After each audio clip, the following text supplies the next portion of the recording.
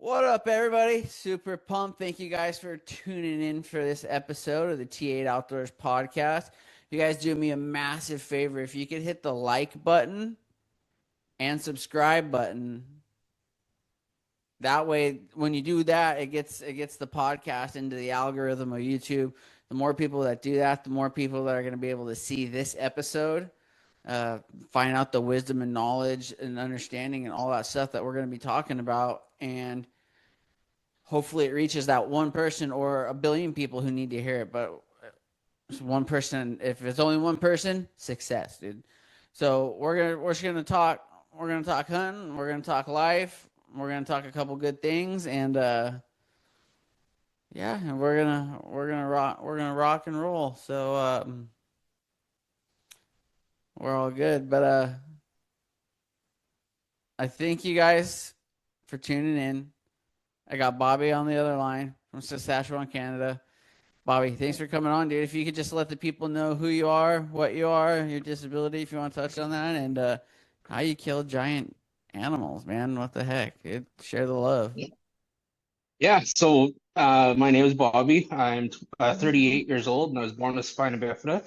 I grew up with a parent that worked at Pepsi when I was in my younger years, before my teen years, and started out. My dad would always get wild game meat from guys that he worked with, so that's kind of where my love for the great outdoors started. Um, was from them. Hmm. And by the time I turned 13, up here in Saskatchewan, we have our hunter safety course that you have to take once you're 13 years old before you can even start going hunting. And now they've actually lowered the age limit in the last, probably 10 years or so to 12. So now we don't have to be as old to be able to get our hunting license, and also we have to be 18 to get our firearms license as well. You kind of do both courses at once, and then but that only allows you to get long guns like rifles and shotguns and muzzleloaders. And everybody knows now that in Canada we no longer can purchase handguns or target pistols of any kinds, or any um, like ARs or anything like that, anything fun. Woo! Anyway, go ahead. And that's just in the last 5, 6 years. And that's actually a second part of the license that I have, or that I had to go for, because I used to work at Cabela's in Regina here. And when I started there, I had to get both licenses in order to work behind the gun counter, which is a non-restricted for rifles, shotguns, muzzleloaders, and anything high-powered over 500 feet per second. And then for handguns and ARs and whatever they allowed here, which was very minimal, that was a restricted license. And then for everything else fun that you guys have done in the US, they have different classes of prohibited licenses that allow you to get all the other fun stuff, like all the short barrel uh, handguns, and XYZ. the more bullet capacity rifles, and higher capacity magazine handguns and all that. All right. Um, so I wasn't able to get that because they actually they canceled the prohibited licensing up back in the early 80s, I believe it was, before I was even born. And so there was no way for me to get any of those classes attached to my license. And I wasn't even 18 yet when I realized that, or yeah, I wasn't even 18 yet when I realized I could have possibly had a chance to get that kind of status before a family member had to surrender all his guns that Most of them he did have licensing for, but there were some that he had hidden that the police department found and confiscated, and as far as I know, they've been destroyed. And And so, then anyways, why did that hinder you from getting a license? Just because you were related to the guy? because I'm too far down the family tree. If it was his children, um, which would have been my dad's age, Yeah, because he's my great uncle. If it was if I was one generation up, I could have possibly applied for that license. gotcha. But because it was one generation too far down the tree, I had no chance. Got it. Yeah. So that kind of stopped everything right there with wanting to pursue it. But hey, Yeah, it's dude. life is life, and gotta go on. And so I am a target shooter sometimes, but I'd rather shoot something that's living and breathing For and your then put it in the family. freezer. Yeah, Exactly. Put meat in the yeah, freezer, man. That's my main goal too. absolutely. Like when I started out hunting, I was like, oh, I just want big heads on the wall. I just want this and that. And then it was like, oh, I just want to fill the freezer. Now I'm like, I want to fill the freezer, but I'm also just want to be out here. And if I don't see anything, Yeah, call it a successful day, dude. You yeah, know? and that's like my whitetail hunting is basically that. But the four times that I've been drawn in our big game draw for mule deer, I've got deer every time. I've brought Yeah. home a full tag every time I've been drawn, and that was 2005, 2008, 2021, and then just this year with my biggest deer to date so far. And That your 2025 is bigger than your 2005? yeah, a little bit, not a whole bunch. Like It's if taller. you Sorry, yeah, if you I'm on look your at Instagram right now looking, dude, or your yeah, Facebook. I'm on Facebook looking at your photos. yeah, and the 2025 or the 2005 one, he's taller, thicker, and heavier. But if you look at his front forks, um, no, that's not him right there. Right there. That's him right there from '05.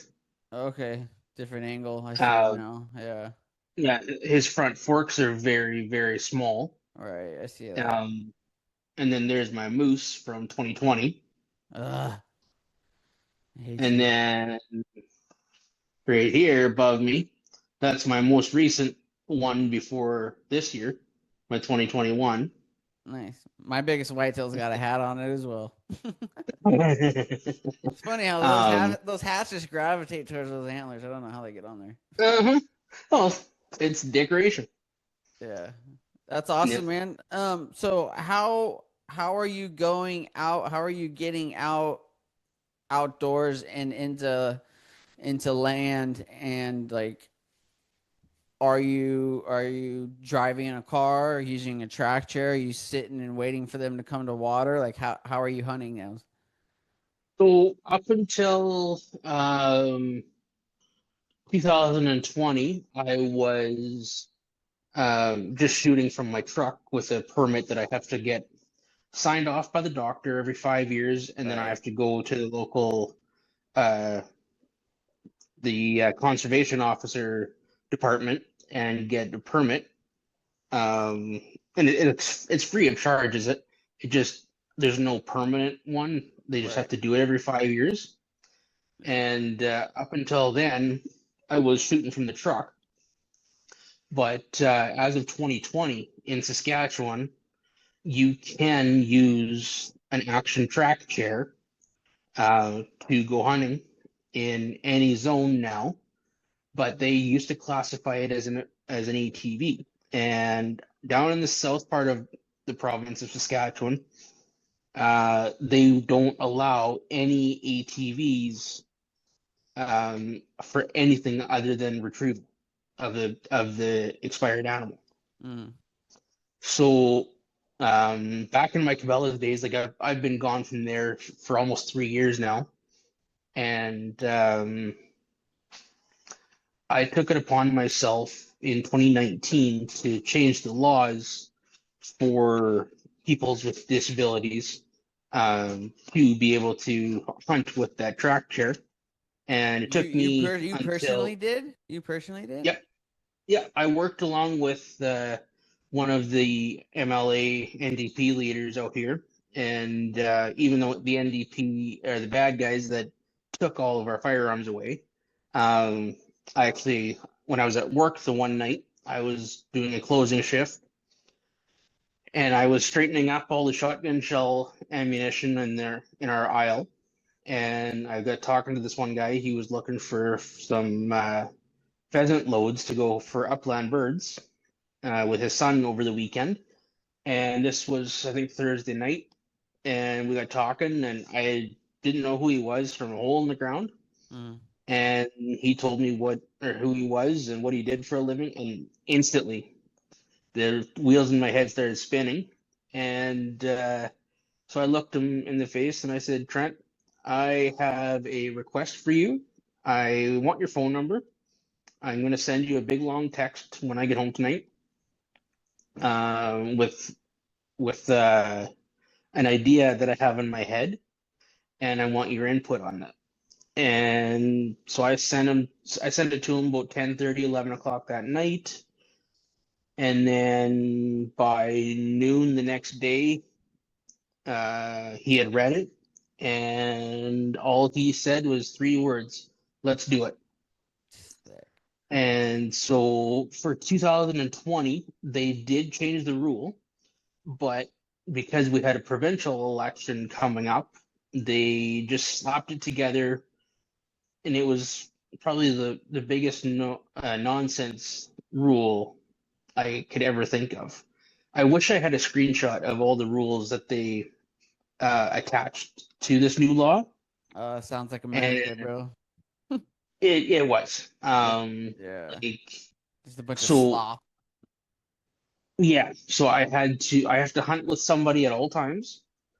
Um, back then, I had to have somebody walking beside me with my firearm while I'm driving the chair, even though I got one free hand.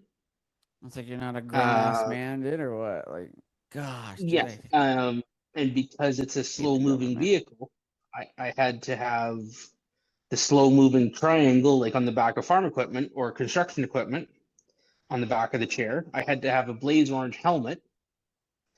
I understand the Uh, helmet. I get the helmet.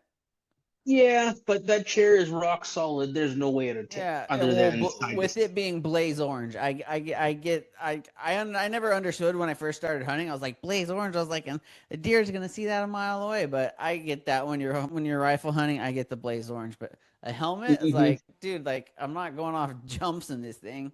I'm Yeah, going 3 miles exactly. an hour. Exactly.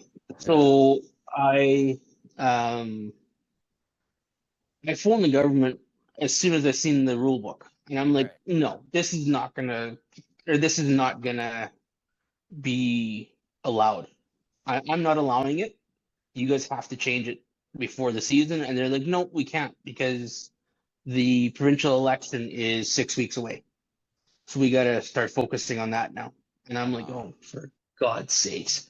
So they said, visit us back in the spring, because this was the fall, and we'll have it done the right way for 2021. So I revisited them and worked with them that summer of 21. And by the time the deer tags were available to purchase in 2021, and the open season and big game or the draw tags, by the time they were all open, the rules were remodified and everything was much better. So that year is when I shot this one. That was the first one I shot from my crack chair, is and public actually the land or only one. private? I had to have permission to go out there, but I was with actually the neighbor of the guy that owns the land. Cool. So they've known each other for 30 years. And he said, yeah, not a problem. You go out. I love that, dude. Forgive me. So, like, the reason I started this podcast was to get people with disabilities outdoors, and I like having people message me like, "How do I do it? How do I do it?" You knock on doors, you ask, you go on social media, hey, this is me, this is who I am, this is my disability, blah blah blah, XYZ, dude. But you go out there and you do it. What if you don't do it, what's the worst that's gonna happen? You're stuck exactly where you are right now. If you go out and do it, who knows? You might end up shooting the biggest freaking deer of your life. And Mm, it's all about just going out there and just sending it, dude. I love that, bro. Sorry to interrupt you, dude, and but you got me all fired up and pumped up. there's my deer from this year right there. What a beautiful rack, dude. I love that. It's Yep. all crabby and just Yep. mm. And if you look, Are you gonna mount it, or are you gonna just leave it skull capped? I'm just waiting for my taxidermist to get back to me when he's ready for it. Nice. Yeah. Congratulations, man. It's a beautiful freaking deer, man. Yeah. And that deer was dropped at 7:37 a.m. on opening morning of our rifle season. Nice, man. Yeah, that's 15 minutes into the legal shooting time. yeah, if you guys so I'm gonna, you know what? I'm gonna hold this up to the camera. Look at this deer, guys. Look at this.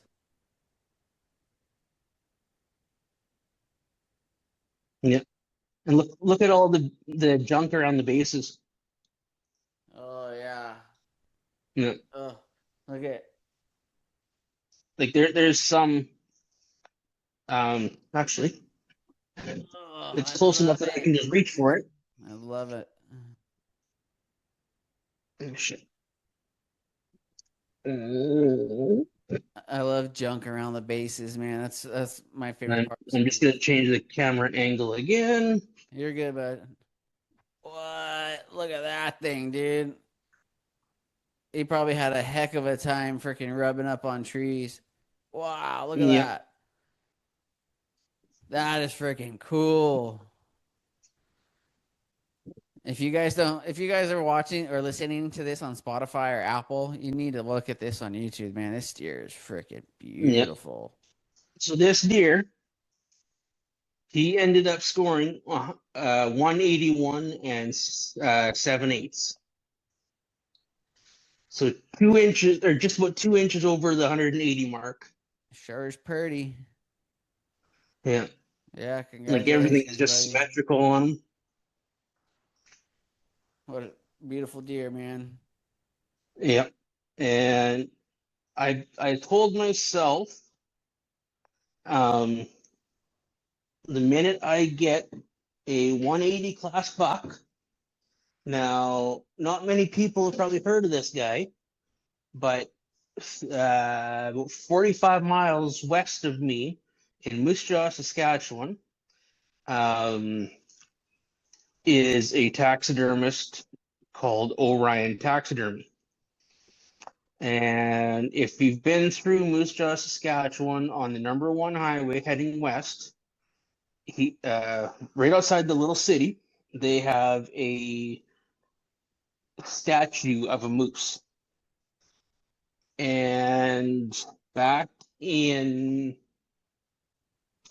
I want to say between 2015 and 2019, they had a argument with a country across the world who had the largest moose. So the city of Moose Jaw contracted Ryan White and his crew at Orion Taxidermy to cut the antlers off of Mac the Moose, take them back to his shop, and add on to them to make him bigger. Ugh, So sounds like he a now, government move. yep. So, and he got paid huge for this one, Yeah. and Good for him. tons of publicity. Not only is he a world-class taxidermist, but I've known him since 2013 when I started working at Cabela's. And I said to myself, the minute I shoot a 180 class buck, there's no question he's going to get mounted by Ryan White. There you go. And that's who I'm waiting for the phone call to say, get your ass out here. I'm ready for you. Let's plan it. I love it, man. You can't beat a good Yeah. taxidermist. Nope. If you go to oriontaxidermy.com, and that's just ORION taxidermy.com, and click on his galleries, you can view all of his pictures that he's mounted. Like he's mounted everything from Argentina, New Zealand, Africa, Australia. He's done a full head and trunk of an elephant I love it. and a full shoulder mount of a giraffe and a few alligators and crocodiles. And he's done grizzly bears. He's done black bears. He's done tons. I think his forte is wolves. He does Uh, an amazing, I want to I amazing want a job on soft wolves. mount. I want a soft mount wolf. Hmm. Just Hmm. one of those like fuzzy teddy bear type wolves, Yeah, you know what I mean? And you could just throw it on yeah, the back of your couch, cuddle with it. yeah, Like, yeah, those yeah. things are Just like so the nice. rug mount, you mean Yeah, the so rug that you good. can hang on the wall.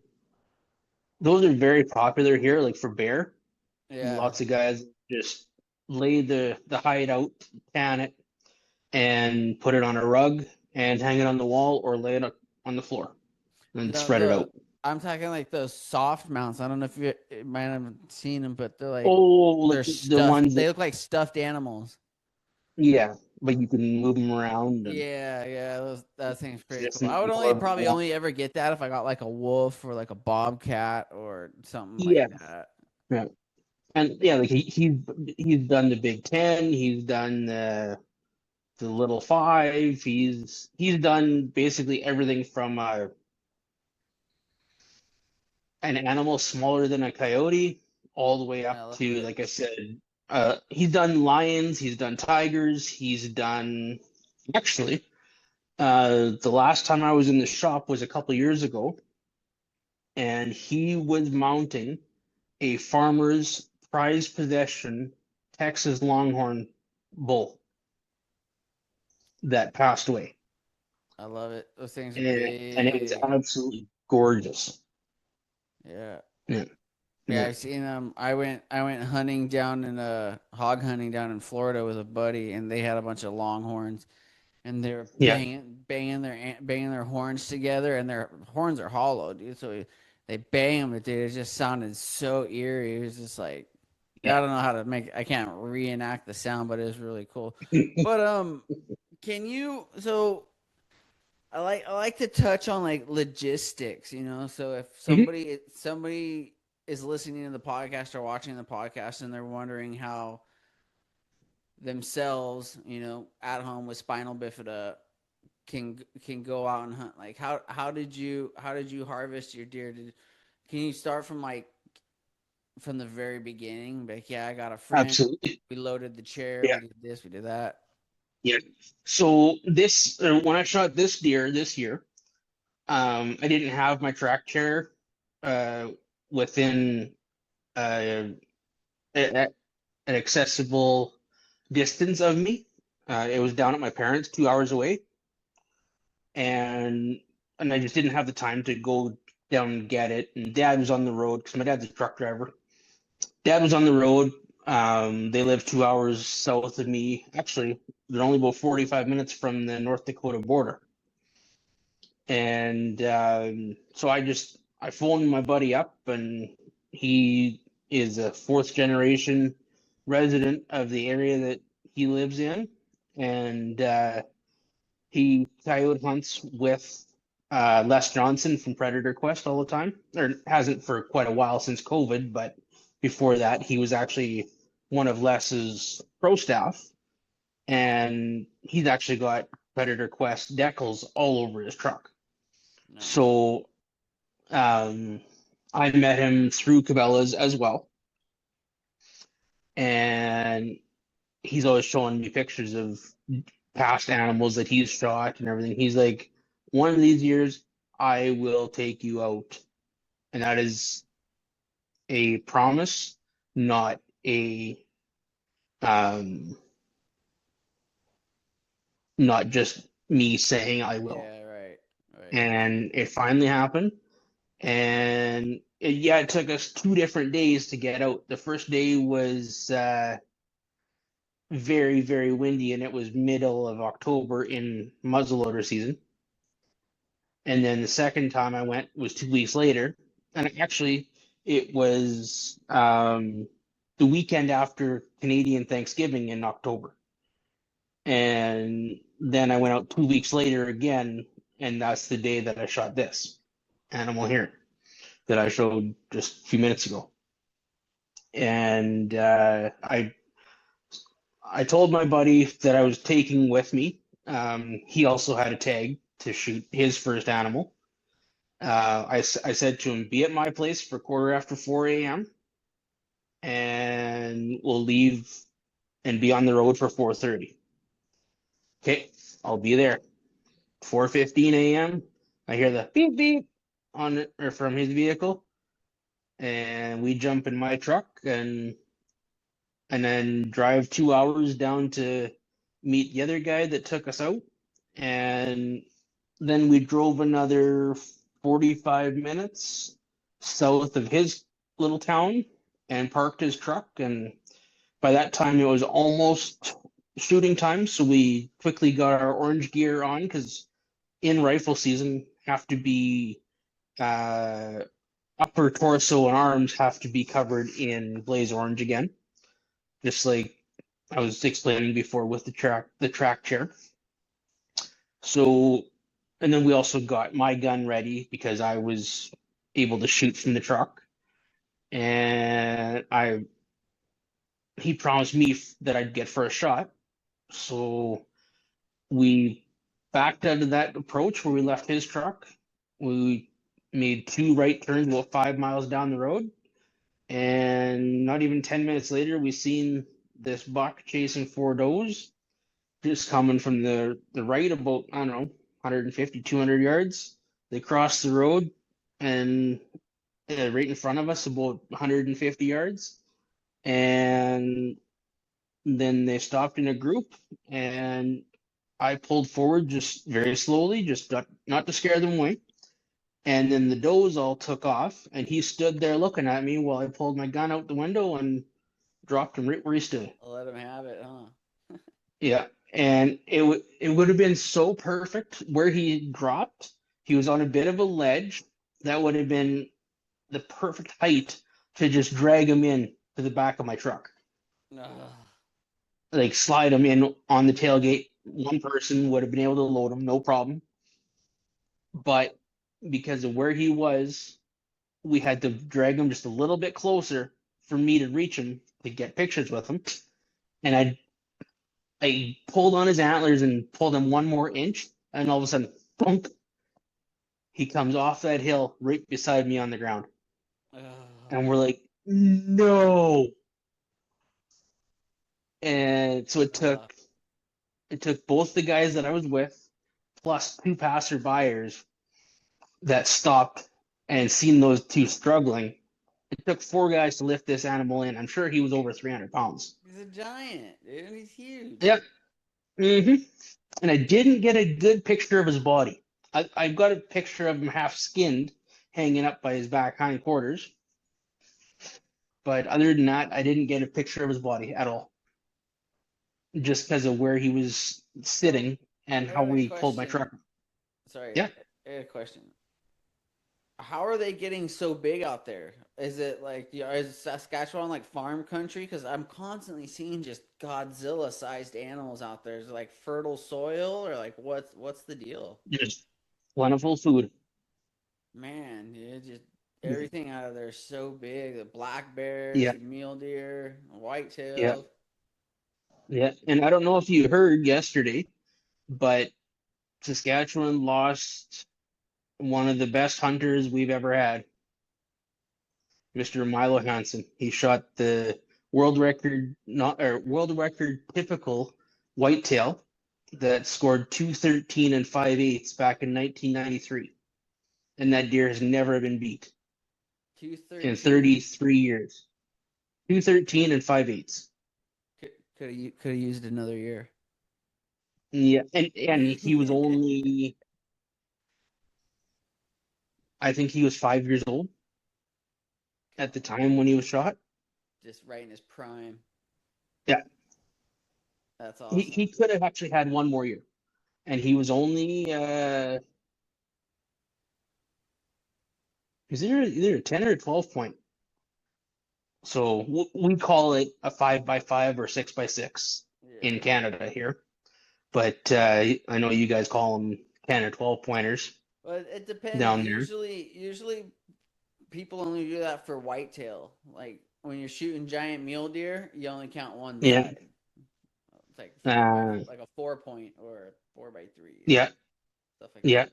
But when you're yeah, talking whitetail, it's like anything you can hang a ring on counts as yeah. a point. So So in Canada here, anything that's over an inch long is a point.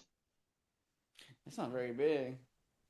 Yeah. So anything that measures an inch can be measured when scoring the animal, either Pope and Young, Boone and Crockett, Henry Kelsey, any of those guys, and as long as it's over an inch, any of those points are Count it. measured. Count it. Yep, I love it. exactly. I Yeah. love it, man. So technically, so typical, my my buck is he's actually a 6x5 without counting anything Faces. on the jump. Yeah. Jeez. But that's the coolest part of the deer. Yeah. And then he comes out as an 8x8 after you count all those. Little kickers and stickers and junk and trash Yeah. and whatever you want to call it. Yeah. Hmm. Yeah. Yeah. Right And on, I man. So let's talk about your moose. yeah. Can you run us through that story? Yeah. So I want I've a been moose trying to so get bad. I've been trying to get drawn for moose since 2010 when my brother-in-law first started dating my sister. And down where they live, down 2 hours southeast of me, is moose country. They're 125 miles away, and my brother-in-law has 40, 45, 50, 55, 60, 65-inch moose on his farmland. Mm, Can I get drawn down there? Not a chance in hell. yeah, right. Yeah. So I finally drew a moose tag about 3 hours north of me, and that was in 2020, and it ended up being the day I was supposed to receive my track chair. I was supposed to have my track chair for that hunt, Mm, but I ended up getting the moose about 4 hours before the chair arrived, and jeez, it man. and it ended up being that he was the biggest moose that I seen all weekend live. He's a beautiful moose. Oh yeah, he's a 35 and a half inch bull, just about 36. But and that's average for that area. Yeah, But yeah. Dad's boss, his brother-in-law, shot a 50-inch the next morning after I shot mine, about Oh, 35 miles from where I shot mine. dang. Yeah. Yeah, those are And big. Those I are big moose. I mean, they're not Yukon style moose, but they're just no, beautiful, beautiful moose, still man. 1,200 pounds. I Yeah, betcha. that's the main thing right there. Yeah, cool. You got a little rack on Yeah. the wall, but dude, you're not gonna have to go to the grocery store for like 3 years, bro, on He one meat. had, if I remember right, that moose dressed out with just the bones and the meat, 620 pounds on the hook at the butcher shop Sold. in the freezer. I love it. And mine dressed out at 458. How long ago did you shoot him?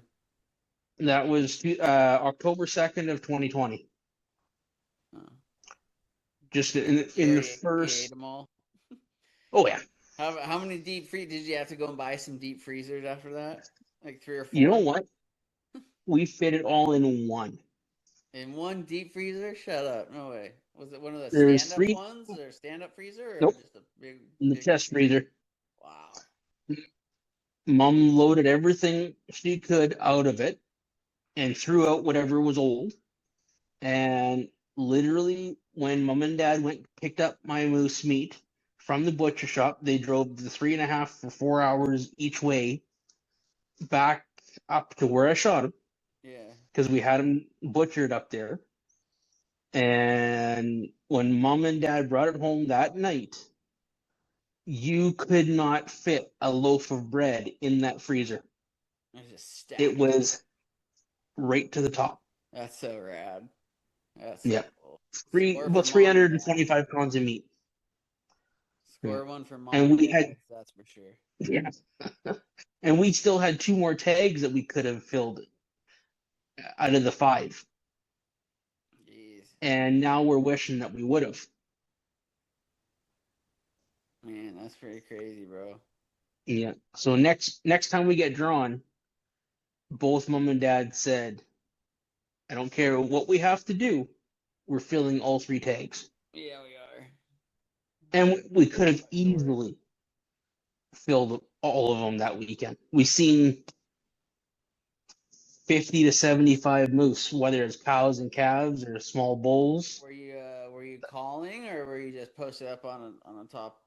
We were just driving around on grid roads, I love and it. they were out in the open in the farmers' fields.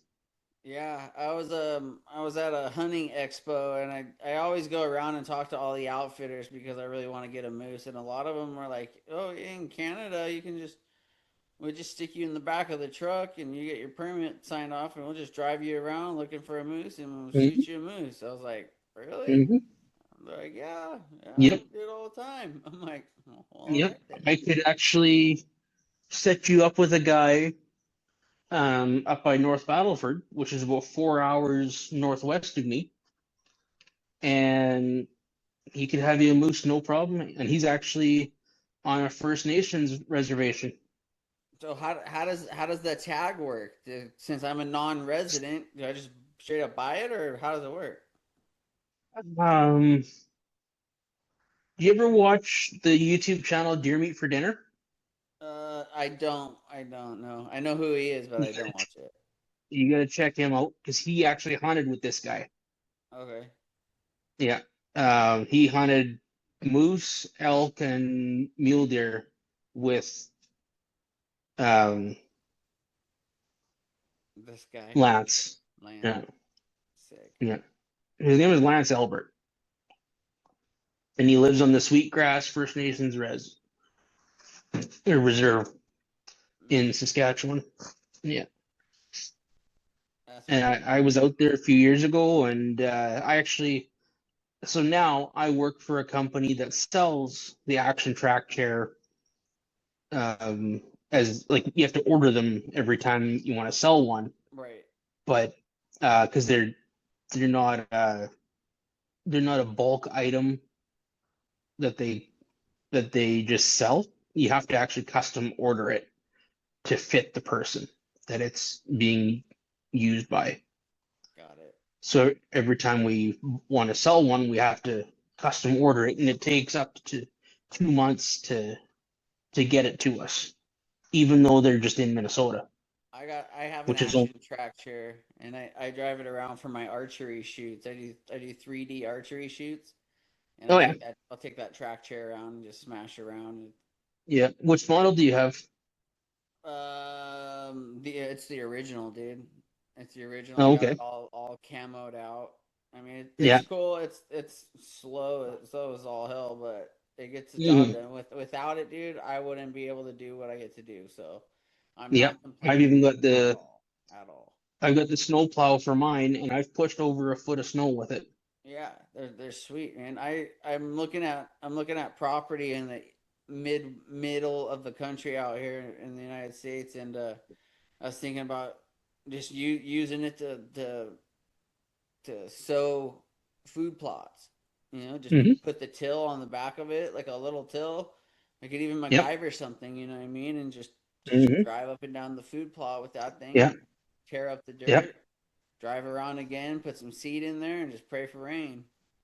Yeah.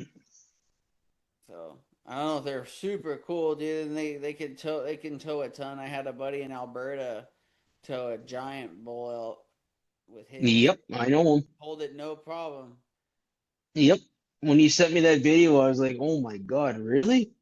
Yeah, It it's funny, struggled to man. get. It's like it's a small world, dude. Like we all like know each other, or Yeah. someone knows each other. Like the outdoorsman world, but you're in a wheelchair. Like it's a very Hmm. very small community, dude. You know what I mean? Yep. And yeah, when Absolutely.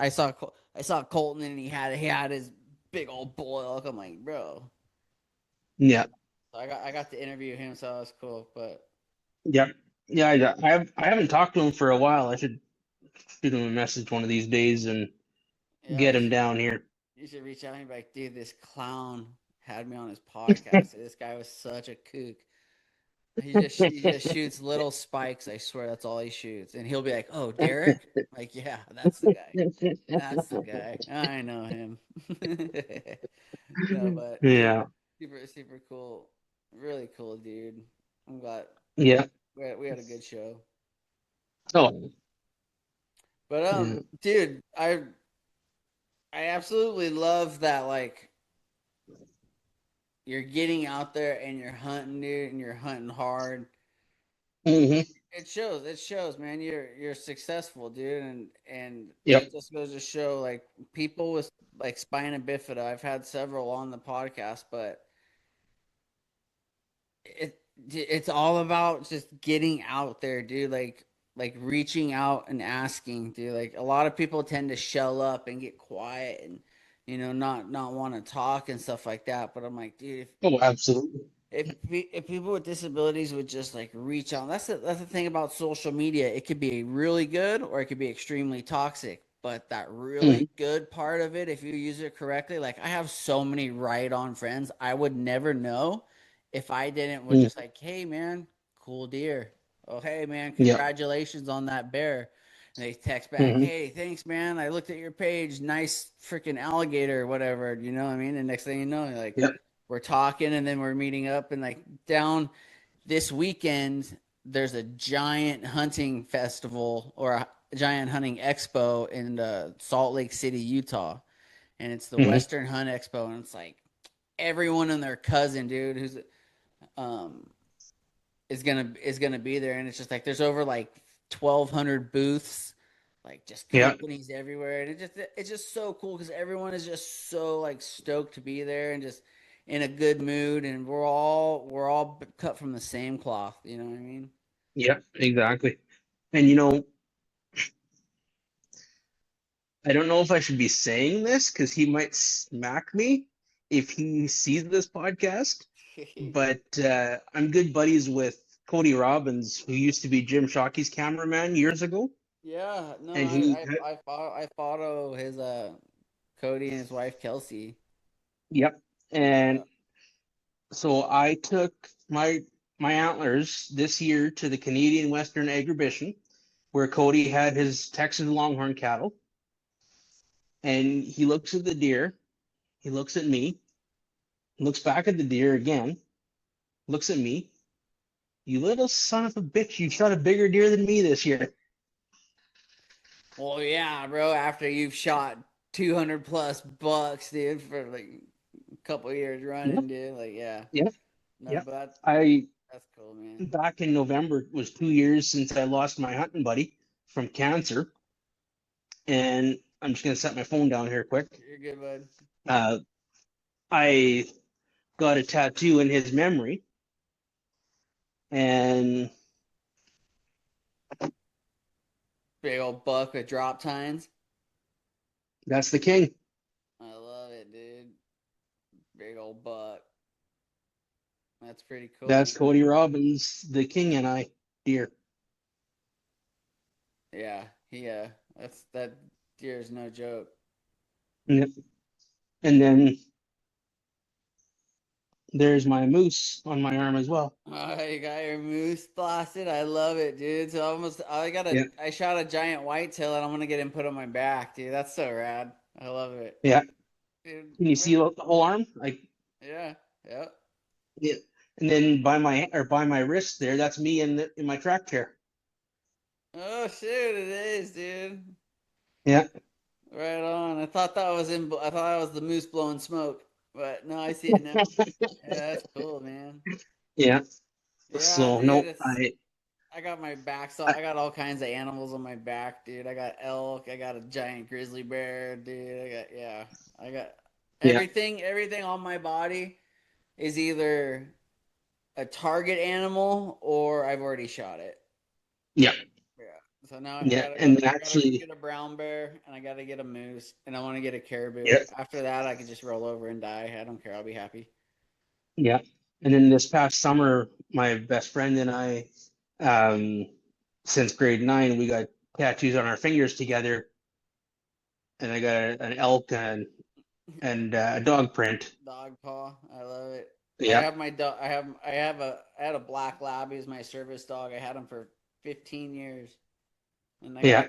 got he's tattooed on my back right shoulder. But just Nice. God, I love dogs, dude. Dogs are the best animals in the world. Oh yeah, absolutely.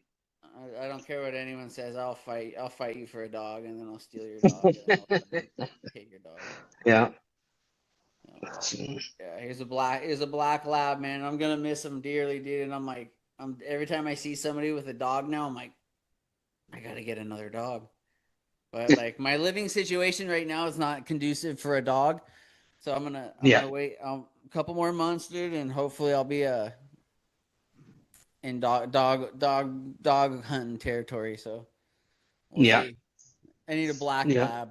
I don't care. That's the only yeah, dog I'll ever get for the rest of my life is a black lab. yeah. He was I perfect. He was perfect. I miss him. I've always wanted a chocolate lab. Yeah, dude, they're Yeah. awesome. I've had chocolate labs, blonde labs, and my black lab. They're the most Hmm. loving, just caring. Just they get pretty big, and Hmm. he's big. I if I could keep him to like the 60 pound, 60 pound mark, that'd be amazing. But have you ever met Yeah. a lab that's been 50, 60 pounds? No. This guy's Mm. my last lab was pushing 90 to 100 pounds, dude, and but it's cool, dude. When they hop up on the bed and you got a 100 pound dog to snuggle and just like hold on to, you're like, yeah, Hmm. dude. Yeah. And he just like Yeah. plops his head on your chest. He's like, "What's up, man?" Yeah. Another buddy of mine, he's got two English yellow labs with the long, shaggy hair. Yep. They're lab, but they're like kind of like golden retrievers. Right, right. And same thing. They're just the biggest babies ever, and all they Dude, want is attention. just love bugs, man. That's all those things are. Hmm. All Yep. right, so let's swing back to hunting now. So when do you are you strictly like hanging around your province of Canada when you hunt, or do you travel at all to hunt? I've never actually hunted out of Saskatchewan. All of my animals have been shot within say 200 miles of where I am. Right on. Yeah. Yeah, that's the thing is like Yeah. down here we got way more options to go hunt, Hmm. Yeah. but like up there is just like the land of giants, bro. Like Yeah. that's where all like these TV shows and things are shot. It's like far the higher up you go, the bigger it gets. Hmm. But it's like Yeah. so what's your let's say unlimited resources, unlimited money, unlimited time. what would you call your favorite animal? And let's say, what animal would you want to go hunt? If we Oh, can, that's easy. if we can get into Bobbie's mind, what is it? Let's see. Go shoot a 75-inch bull moose with Jim Shockey in Alaska for the Yukon. In the Yukon? How would you Yeah. do it? River float, spot and stock, get on an Argo, drive around. How would you do it? What's your dream scenario? Probably a little bit of everything, actually. Whatever it takes to get that freaking freak of a Yeah. monster bull elk or a bull hmm moose. You say hmm 75 inches, brother? Yeah, Do they I've even come that seen big? I've seen 72s. Yeah, I've seen him Yeah. in the 70s, but yeah, man, just yeah. Yeah. I would have to say that's probably my favorite, my dream hunt as well. Yeah. Or a grizzly bear Yeah. I like or caribou. I want to do a Yukon moose, either hunting like a giant lake hmm or doing a river, driving up hmm and down the river on a boat. Yeah. Because being in the wheelchair, we can't cover a lot of land, like spot and stalking ain't gonna happen, dude. Like I'm not gonna be able hmm to push my chair 40 miles a day, dude. So if we can get like drive around a lake and call something in, or drive up and down hmm a river through the Yukon, man, dude, I'm Yep. all over it. Either that or Yep. I would love to do get on the caribou migration Yep. up in Alaska and the Brooks Range and stuff like that. I had a buddy do that. He had spinal bifida too, and he went caribou hunting up there, and he got a nice caribou. Have you ever heard of Yep. Evan Brannick? No. Oh, I'll text you his profile. But yeah, he's born with spina bifida too, and he went out and did the whole works, dude. They flew in on an airplane, Yeah. hunted the caribou migration, and yeah, he smoked a decent one, dude. And super stoked. hmm He got himself in all kinds of magazines and stuff like that. But super cool, Yeah. dude. He was actually the Yeah. first person I ever interviewed for my podcast was Evan. Me and him have been chatting for a while because I just want to shoot all the big things, man. That's all I want to do. No, I'm just kidding. Yeah. I really want to get a caribou and a bull moose and a grizzly bear. Yeah. All of the Alaska, Yeah. man. I like sheep are cool and goats are cool, but like I'm a realist. I'm a realist, dude. Like in a wheelchair, getting a sheep or a goat, a billy goat is probably not going to happen considering the terrain those things live in.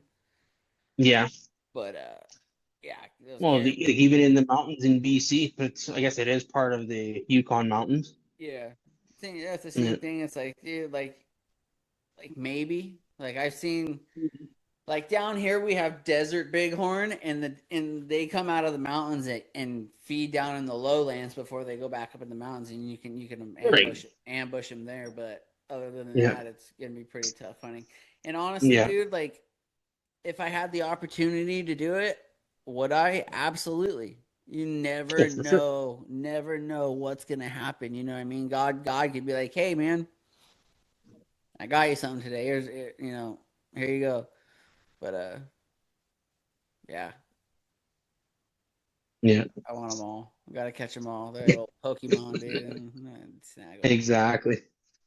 But Yeah.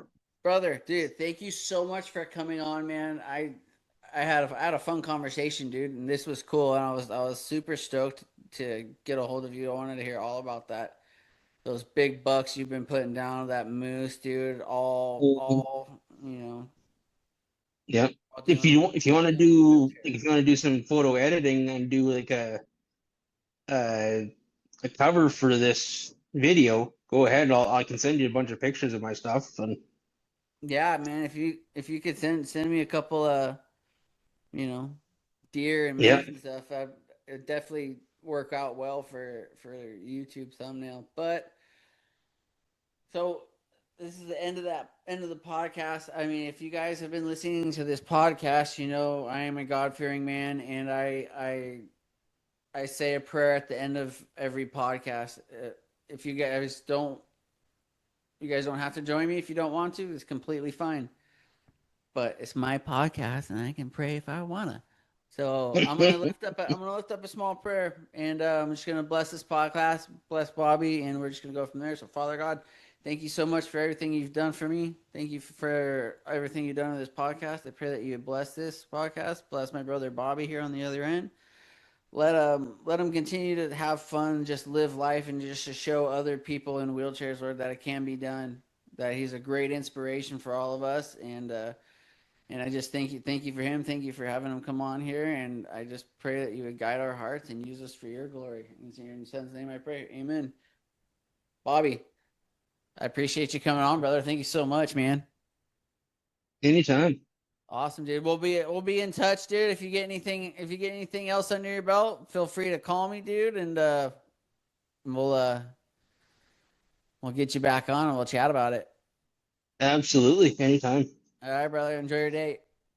Alrighty. Before we go here, Yeah, what's end up? of April, April 24th to the 26th in Yorkton, Saskatchewan, which is about 2 hours from me, there is the big hunting and fishing trade show that we have. And there's going to be TV show host Melissa Bachman from Winchester Deadly Passion. Yeah, I'm She'll familiar with be her. there as a spokesperson. Jim Shockey was there 2 years ago. Who else is coming this year? Cody and Kelsey will be there. They're always there. I think they've missed 1 year since it started in 2010. And there's quite a few big names that'll be there this year. And country singer Gore Bamford will be there at our kickoff party on the Friday night. If anybody's from Saskatchewan, go to the Yorkton Parkland Outdoors Show. Kickoff is Friday night at the Gallagher Center. First building when you come into town off the Highway 10 in the west end of town, right across from the casino. And the show is Saturday, Sunday. I believe it's 9 to 5 on Saturday and 10 to 3 or 10 to 4 on Sunday. Sounds, And dude, I that think sounds like a admission is ten blast. bucks. It sounds Yeah, exactly like what's going on this weekend coming up here in Utah. So yeah, yeah. you guys heard it. If You you're up should, there in Saskatchewan, Canada, get after it. yeah, Sounds like a great time. yeah, yeah. You can come up. Yeah, I can't come up this year. Maybe next year. I just had to have it planned out Absolutely. yet. I'd love to come up Yeah, to Saskatchewan, man. I want to hunt. I would give my firstborn child to go hunt up there. So yeah. I hope my girlfriend will And do that. you could go hunt with Cody. Yeah, maybe that'd be Yeah, sweet. yeah, All right, yeah. brother. I appreciate you. Have, Alrighty. have a good one. Yeah, Bye. you do.